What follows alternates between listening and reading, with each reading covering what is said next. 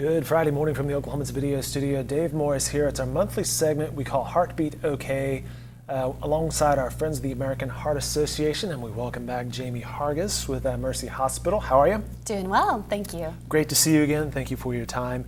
When we had you on earlier this summer, it was this summer, we were talking about kids and pool safety, and now we've kind of come to the fall portion of the year. At least I hope the fall weather is coming. Me too. Which means kids are back to school. So today we're going to talk about kids, their diet, and those hidden sugars that may be in some foods that you think are healthy, perhaps not so much.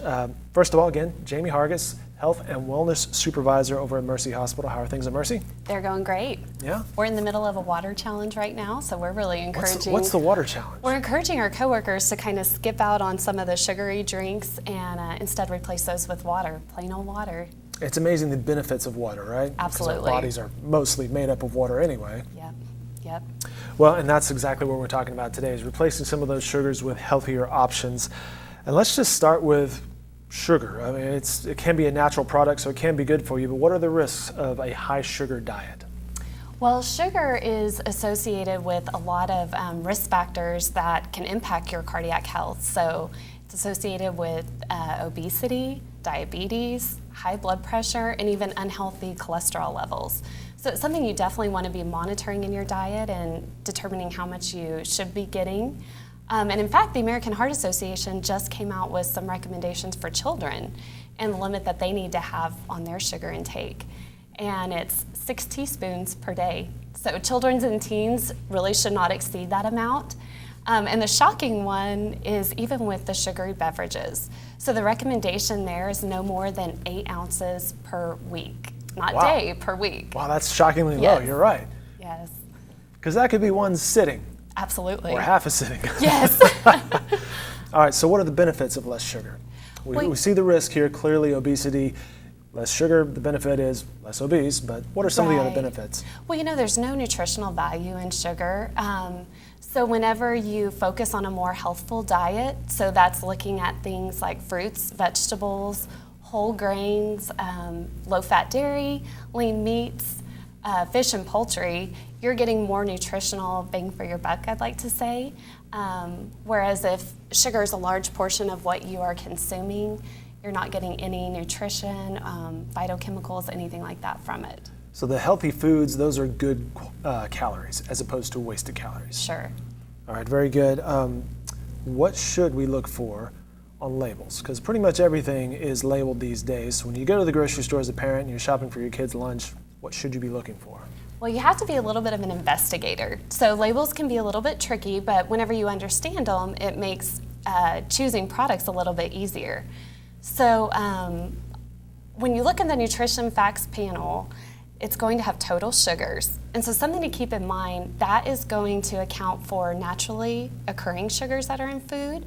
So things like fruit and dairy have natural sugars in there. But the piece that we're really looking at is the added sugars. So those are things that are added during preparation or processing, and that's what we want to pay attention to. So your total sugar is going to take into account both those things, the naturally occurring and the added. So you have to kind of dive in and look at the ingredient list. So scan through there. If you see anything that ends in OSE, O-S-E. High fructose. Yes, dextrose, maltose, all of those things, those are going to be an indicator that there's been some added sugar in there. Even things like honey, syrup, molasses, fruit juice concentrates, all of those things contribute to added sugar in products. So you see that OSE on it, that's a red flag for you that, hey, there's probably some added sugars going on here. Yes. All right, very good. How about some tips on cutting down sugar? Well, the first thing I always like to tell people is rethink that drink. So there is so much sugar that can be added in sodas, sports drinks, Kool-Aids, juices. So water is going to be your best option. So start there. Another thing to look at is toss the table sugar. It's so easy if you have a bowl of cereal or oatmeal just to put a spoonful of sugar in there. It tastes better, right?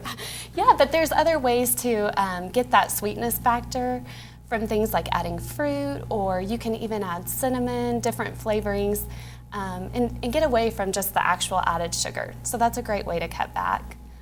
Something else to consider is even just limiting whenever you're baking, limiting the amount of sugar you put in. So sometimes I don't think we often think about sugar being an acquired taste, but as you start to cut back on it gradually, your taste buds become accustomed to a less sugar intake. So even cut back in your recipes, that helps as well. And then of course, be a label investigator. So look at those labels and compare products. I think you'll be shocked when you actually do a comparison to see the difference in the products that are out there. She's Jaime Hargus, dropping the knowledge on us. She's the Health and Wellness Supervisor over at Mercy Hospital. We're glad to have her here today as we talk about kids and healthy diets and the sugar that may be hidden or maybe right in front of you in those diets. What do we have set up in front of us here, Jaime? So we have some products that here that sometimes we think about are healthy products. We may stick a blueberry muffin in a lunch or a yogurt parfait, a granola bar, different things like that, thinking we're making a fairly healthy choice. But I think as we dive into this, we'll see a lot of those things have added sugar. And so when we think about the recommendation of children not consuming over 6 teaspoons, I think we'll be shocked when we look at some of these. Let's go to the muffins. Okay, well actually let's start here at the yogurt. Let's start with the yogurt. So what do we think? How many teaspoons of sugar? If you had to take a guess. 1, 2. All right, 4 grams. Oh, 4, wow. 4 grams of added sugar. So And that's just a small container, and yogurt traditionally is associated with a healthier type food, you would think. Right. A lot of people think that's a great way to get some dairy So in. let's say you wanted to get the dairy and you wanted to do yogurt. Is your best bet more of a plain, a Greek yogurt? Absolutely. So look for those plain yogurts. Those are going to be your non-sweetened yogurt. And again, when you look at the nutrition facts panel, you'll see on the total sugar, there is sugar in there, but dairy is one of those foods that has naturally occurring sugar. But if you look at the ingredients, you'll notice there's been no added sugar to that. So the key there may be, as you mentioned, cinnamon, which would be a good way to spice that up, or fruit. Definitely. Some blueberries. Make your own variety, your own flavors, and you'll have a healthier option in the time being.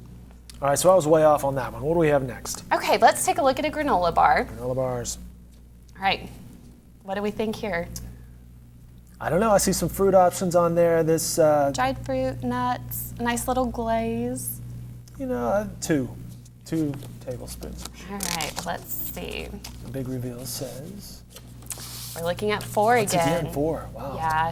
So a lot of times with And this is not a huge amount of food. Right. Yeah, and if you look at the recommendation, 6 and per 4, day. Yeah. you're already halfway there with just a granola bar. But a lot of times with granola bars, they're going to add sugar to enhance the flavor, and oftentimes they'll even throw in things like chocolate chips or. I would hope so. Yeah. I mean, no, that's bad. That just adds to our added sugar total there. So if we jump over, now we can actually let's do the yogurt parfait. Okay, so the yogurt parfait, once again, like a yogurt thing, you're thinking, hey, this is a healthier option than the bacon, egg, and cheese sandwich. That's right. You're going through the drive-through Although and I'm you not need sure something. a kid would have a bacon, egg, and cheese sandwich, but You need perfect. something quick, so you think, hey, I'll go for Sure. the fruit and yogurt parfait. When in reality, there's about 7.5 grams of added sugar So in what's something adding like to that. this guy? Probably if you look at the fruit, they've added some type of Preservatives and Yep. sugars that help out with that? help to sweeten that a little bit. And then the granola as well. Okay. There's probably some sweeten in there. And then again, I doubt they've used a plain yogurt there, so they've probably used a vanilla flavor or something like that that has added sugar. So all of it adds up, and that exceeds our 6 teaspoons right there. Okay, very good. All right, so back over here on this side, we'll take a look at the Just going muffins. muffins. Blueberry muffins, they look good. Yeah, those are big muffins. They're big muffins. So we're looking at about 10 teaspoons Wow, there of 10 added sugar. teaspoons. Yep. Yeah, so you've already exceeded on the last 2 your daily allotment or recommended daily allotment of sugars. That's right. Just in one setting. It can add up quickly, so that's why you really have to investigate and know what you're providing for your children and look for healthier options when you can. Talking with Jaime Hargis here about kids and diets and the high sugar count that can be found in some common foods. You mentioned off the top of this, your top recommendation for cutting those sugars was the drinks, and now we come to the drink portion here. And this has to be healthy, right? Some sort of a fruit beverage? Yes, so this is a store-bought fruit smoothie. So we would typically think, oh, fruit, yogurt, that's probably not a bad option. But when you don't control the ingredients. You're doing a fine job, by the way, with the reveal here. All right, Look let's at look at that one. So Once again, we're looking just at in one drink. Yep, high amount of added sugar, so seven and something like that. Whereas if you were to make it at home, again, you could look for the plain yogurt, add your own fruit, and you're going to really be cutting back on the ingredients that are going in there and making a healthier option.